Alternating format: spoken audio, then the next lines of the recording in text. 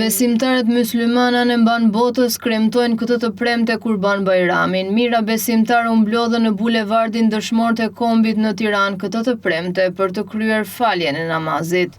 Allahu Akbar. Falja e namazit është prirë nga kreu i komunitetit mysliman të Shqipërisë Bujar Spahiu.